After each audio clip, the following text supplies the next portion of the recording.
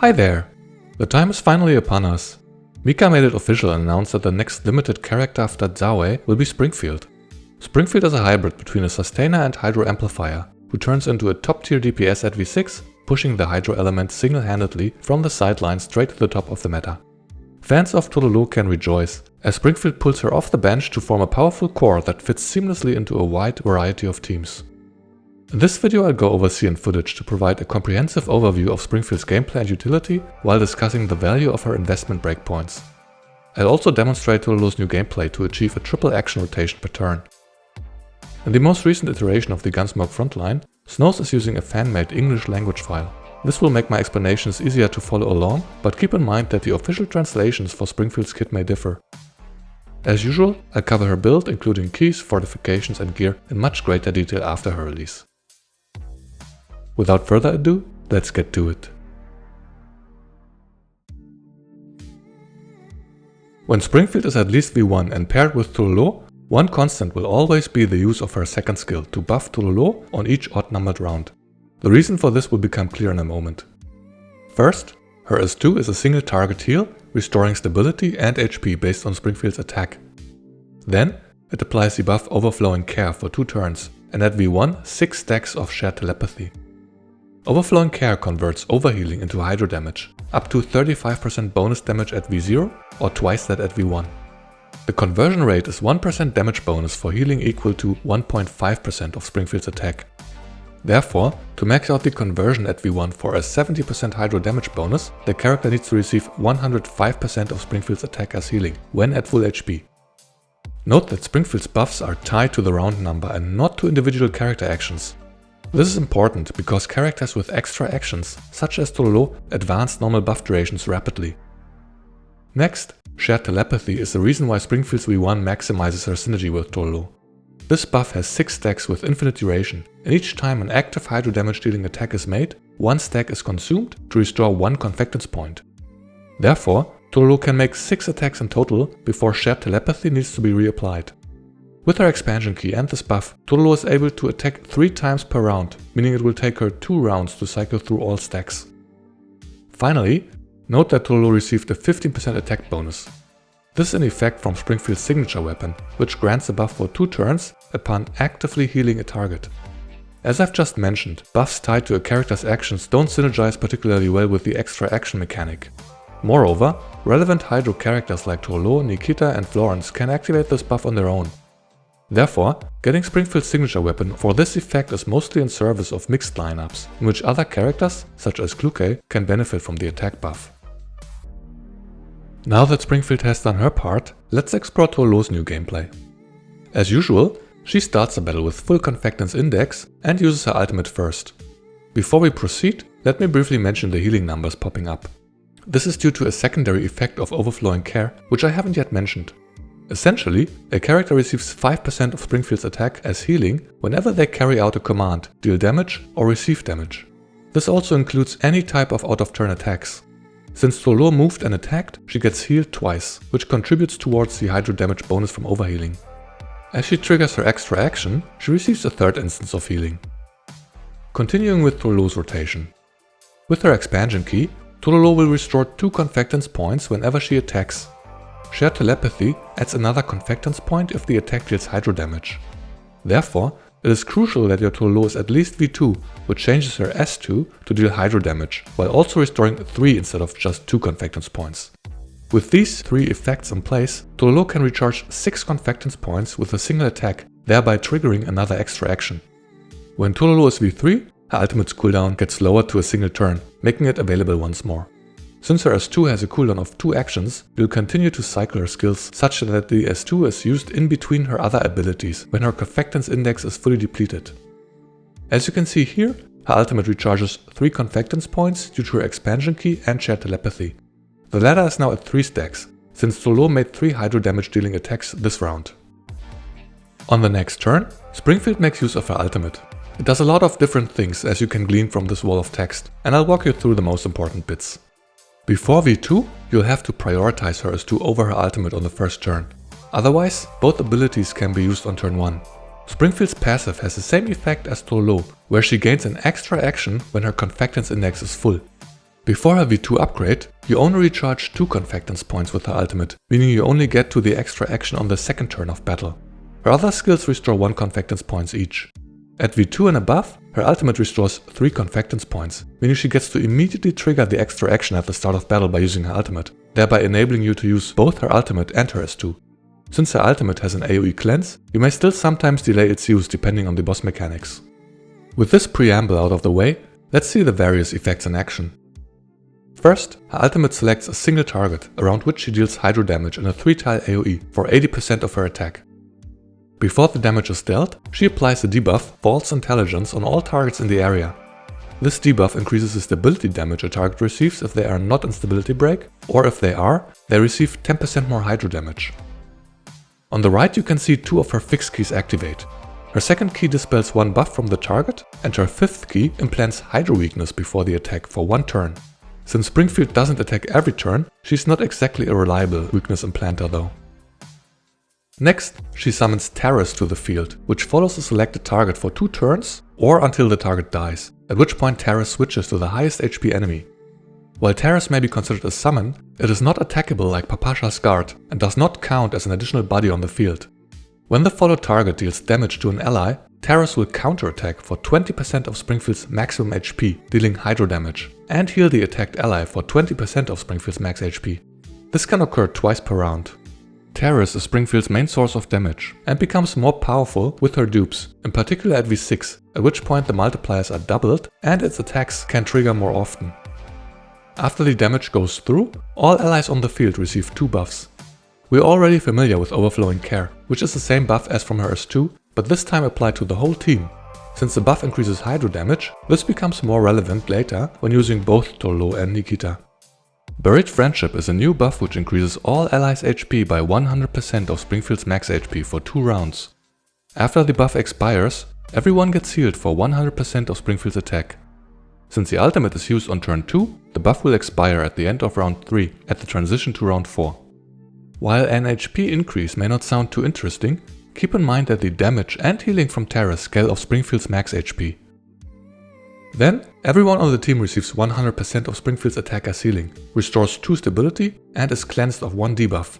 The cleanse can be a reason to delay the ultimate use on some fights, to benefit from certain stage mechanics. Here, cleansing one of the debuffs grants a stacking crit damage buff. As before, when using Springfield's signature weapon, actively healing will apply a 15% attack buff for 2 turns. This is particularly valuable for characters like Kluke or Lind, who don't have access to an attack buff on their own. Note that the 3-tile AoE around the target is only relevant for the damage and debuff application, whereas the buffing, healing and cleansing are team-wide effects. Next, Terrace deals damage to the target and heals Springfield for 20% of her max HP. This is due to Springfield's V3 upgrade, which grants Terrace action support when the followed target receives hydro damage from an ally. This includes the damage from the ultimate, which summoned the bird. Her V3 also boosts everyone's out of turn hydro damage by 40% and is her first step towards becoming a DPS. As the ultimate concludes, her filled up Confectance index is depleted and she is granted an extra action, just like with Tololo. Since Tololo still has 3 stacks of shared telepathy, she can either use the S2 on herself or make an attack using her S1. Her S1 is a single target attack dealing hydro damage for 130% of Springfield's attack. It can also apply the debuff False Intelligence, and like her S2, restores 1 Confectance point. Of course, the attack can also serve as a means of implanting hydro weakness when her ultimate is on its 3-turn cooldown. After the attack goes through, Terrace does another support action and Springfield ends her turn. Moving on, let me demonstrate Tololo's new rotation one more time so that her 3 actions per turn playstyle becomes more familiar. She ended the previous turn with 3 Confectance points and only has her first skill available. Due to her expansion key, which restores 2 Confectance points, and shared telepathy, which consumes 1 stack to grant another Confectance point, she gains 3 Confectance points even if she doesn't exploit a phase weakness with her S1, thereby triggering an extra action. Now that her index is fully depleted, she has to use her S2 for 6 Confectance points thanks to her V2 upgrade. This enables her to make a 3rd action this turn. After having used her ultimate, she again ends her turn with 3 Confectance points. On the next turn, she repeats the cycle with the same rotation, except for the start of battle, when Tololo begins with her ultimate, assuming she's at least V3 for the lowered cooldown. This is her unchanging rotation every round. So long as you maintain shared telepathy on her by using Springfield's S2 every other turn, Tololo will consistently have access to 3 actions per round. Having said that, on turn 3 Springfield refreshes shared telepathy by using her S2. You don't really need to keep track of the stacks, since the most common playstyle will have you apply shared telepathy on all odd-numbered rounds, meaning turn 1, 3, 5 and so on, given that Tololo uses 3 stacks each round. There may be rare occasions where you forego the triple action for Tololo on turn 1, but that's a choice you're unlikely to make before the release of Nikita. By now you should have a good understanding of Springfield's abilities. To illustrate the impressive passive healing in her kit, let us observe Tololo more closely on round 3. After Tololo's first attack, she receives 5% of Springfield's attack as healing due to overflowing care. If she had moved before attacking, she'd have gained the healing twice. Due to Springfield's V3 upgrade, Terrace is making a support action which heals Tololo for 20% of Springfield's max HP. Then, both Tololo and Springfield receive another heal from overflowing care. Tololo because she ended her action, and Springfield due to the support action from Terrace. If Terrace were an independent summon like Florence Bear or Nikita's dog, the healing from overflowing care would apply to itself. As Tololo finishes the extra movement from Planeta's Path Patrol effect, overflowing care activates once more. With the next attack, she gets one more heal from overflowing care, and then both she and Kluke receive another instance of healing. Kluke's Toxic Infiltration activated upon the target's death, which in turn counts as a trigger for overflowing care. The extra movement grants another 5% healing, and because Tololo both moves and attacks with her third action, she activates overflowing care 2 more times. In total, Tololo received 10 instances of healing due to overflowing care. If Tololo had moved before each of her 3 attacks, she could have activated the buff up to 12 times, which equates to 60% of Springfield's attack as passive healing, or about 6k HP in this case. Finally, as the boss makes its attacks, you see overflowing care take effect again, as it also triggers when damage is received. Kluke receives an additional instance of healing due to her dot triggering at the end of the enemy's turn. Then, the other buff from Springfield's ultimate, Buried Friendship, expires, healing all allies for 100% of her attack. Since the ultimate was used on turn 2, the healing activates at the end of turn 3. The math doesn't exactly add up between the 100% attack healing here and the 5% attack healing we've seen before, so perhaps Buried Friendship only takes the base attack into consideration. Moving on turn 4, Springfield's ultimate is still on cooldown because it wasn't used at the start of battle. This is usually the case when using a V0 or V1 Springfield, or when you delay the ultimate for a cleanse. As on turn 2, Tololo still has 3 stacks of shared telepathy, so Springfield can freely choose between attacking with her S1 or buffing someone else. By equipping Colfin's common key, she gains the ability to cleanse with her S2, which can be used to maintain the crit damage buff stacks against this boss. This mechanic is the same as Nemertia's Saliva Dip buff. Then, because her signature weapon grants a 15% attack bonus to heal targets, her S2 can, like Xenia's S2, provide a generic damage boost to any ally. This makes Kluke a decent choice for her S2, even though she doesn't benefit from overflowing care's hydro damage bonus. Of course, when running another hydro DPS like Nikita, she'd be the preferred target. On turn 5, Springfield's ultimate is up again. The timing for a global cleanse is just right, so she uses it on this round. With that, I hope you have a good understanding of her gameplay loop. The timing of her ultimate changes with her V2 upgrade, and may also be shifted due to the demand for a global cleanse, but so long as she is paired with Tololo, her priority will be the application of shared telepathy on odd-numbered rounds. If Springfield is not V1, she only needs to maintain overflowing care on Tololo, which can be achieved with either her ultimate or her S2. In that case, she'd make more regular use of her S1. I have the gist of her rotation displayed at the top. Keep in mind that her ultimate restores only 2 Confectance points before her V2, so before that, you'll either cycle her extra action more slowly, or you need to apply shared telepathy to Springfield and use her S1 for the additional Confectance point. If you do that, she'd still be able to use her ultimate on turn 5 and have an extra action. If you have Springfield's signature weapon, you may prefer her S2 over her S1 to apply the attack buff to one of your other damage dealers, though this depends on your lineup and the enemy's weaknesses. Keep in mind that her S1 adds the False Intelligence debuff and implants Hydro weakness. These are valuable effects when bringing multiple Hydro damage dealers. At V2 and above, Springfield can jump right in with her ultimate and gain an extra action to still apply shared telepathy to Tololo. Since now her ultimate restores 3 Confectance points, she won't have to apply shared telepathy to herself and attack to shorten her rotation by a round. That being said, Springfield's rotation is not a one-size-fits-all. Here, against Emertia, Atelier delays his V1 Springfield's ultimate for the global cleanse from turn 2 until turn 3, but also makes sure to speed up her cycling by applying the S2 to herself and making an attack with her S1. That way, enough Confectance points are recharged by turn 6 to have the ultimate and an extra action available. To make a long story short, the TLDR from all of this would be A. Make sure shared telepathy is maintained on Tololo, and B. Ensure the global cleanse of her ultimate aligns with the boss mechanics. As I've mentioned in the beginning, Springfield and Tololo are an extremely flexible duo. Mixed elemental lineups are currently the best options, with the most popular teams pairing the Corrosion trio with the Hydro duo or a mix of Burn and Hydro. Here we have a recent example pairing Chongju and Vector with Springfield, Tololo and Nikita. Before the release of Nikita or Chihuahua, other noteworthy currently available options would be Macchiato or Shakri, in particular if she gets her expansion key early. Obviously, Kluke can still be used as a universal 5th slot, though she doesn't synergize with either of the two elemental cores. While the Burn characters center around support actions, the Hydro characters are more geared towards counters, and the two mechanics do work well together. Here, Tololo uses her ultimate, which is followed by assists from Terrace, QJ and Vector.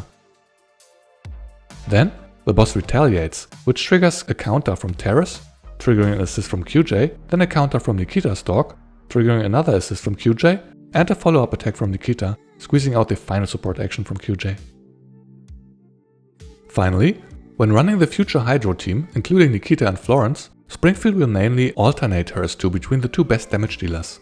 Having Springfield's V2 is quite valuable for this team, since every Hydro character gets to immediately benefit from Overflowing Care's Hydro damage bonus. The prioritization of shared telepathy for Tololo remains unchanged. Nikita is quite Confectance point hungry as well, since her ultimate consumes her index for bonus damage, but she doesn't rely on Springfield's help as much as Tololo.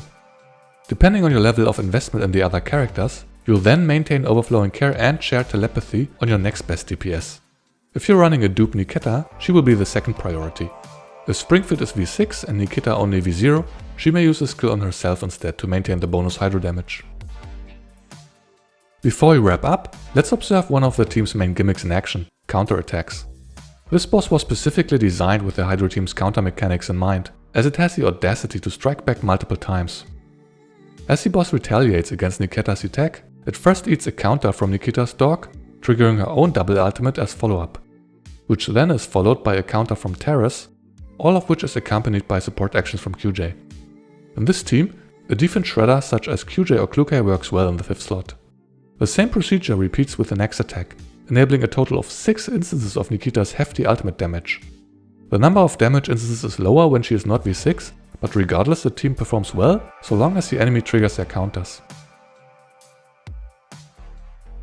In summary, Springfield is the linchpin of the Hydro element and Tololo's new best friend. The list of things she can do is long. First, she offers great sustain, which includes a lot of passive healing, not to mention that her amplification is tied into her healing skills. She is also able to restore stability and cleanse debuffs.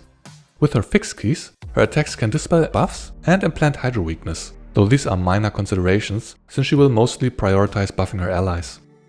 At V0, Overflowing Care adds up to 35% Hydro bonus damage and at V1 up to 70%.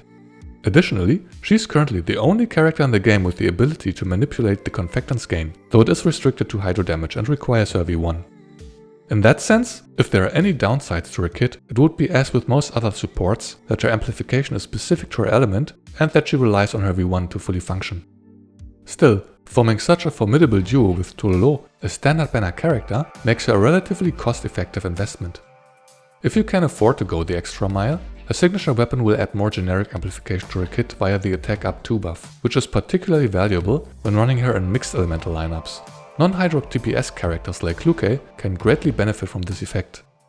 At V3, she offers even more element-specific amplification by boosting out-of-turn Hydro damage by 40%. Except for Tololo, all other Hydro characters have access to out-of-turn damage, most notably Nikita, and of course Springfield herself. If you really want to splurge, her own DPS skyrockets at V6, putting her not too far behind Kluke in terms of raw power. Essentially, she's a jack of all trades and master of everything, making Springfield one of the safest and most future-proof investments you can make. Here's a brief summary of her investment breakpoints. The only mandatory upgrade is her V1, so that Tololo can have 3 actions every turn. If you want to make her a bit more generically useful, pick up her signature weapon. Other than that, you'll be mostly investing in her performance on the Hydro team, in particular her V2 and V3 upgrades, which smooth her rotation and boost out of turn Hydro damage, respectively.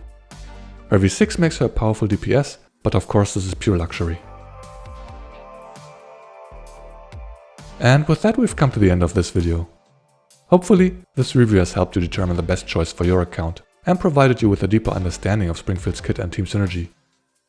Let me know in the comments what your polling plans are. I hope Cluecase Rerun hasn't completely nuked everyone's savings, but then again, all a true gacha gamer really needs is shameless luck. Unfortunately, my own luck has been all but rotten in this game, so I can't scratch together much more than a V1 this time around. In any case, I wish everyone the best of luck with their pulls. Thank you so much for watching. See you next time.